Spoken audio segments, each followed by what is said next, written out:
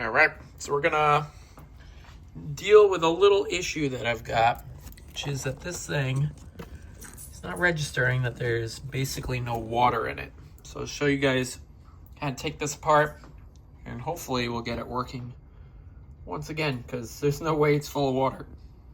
Let's get started. This might be the quickest fix in the world here, but actually what worked was I literally pulled it out. Look at these thick roots.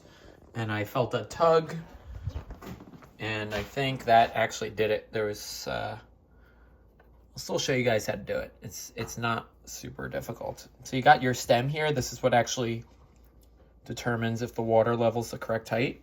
And if you look on the side, you'll see that there's like a little tooth in there. Like it shows you that you can actually twist this, boop, and then this comes off.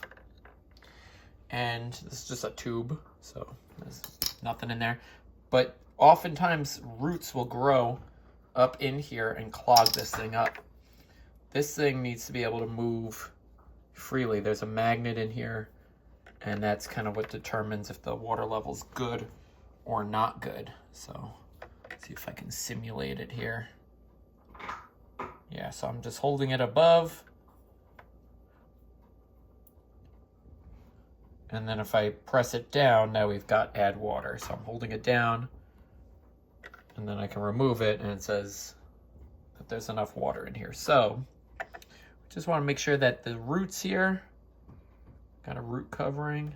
Just want to clear all this gunk out, and we should be good to go.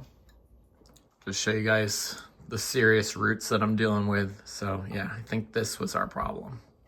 All right, small update. I cleaned up the filter, cleaned up the tube stuff, made sure there was no roots getting stuck inside here. Now we're correctly showing that we need to add water, and we're pretty much done. Just gonna put it back together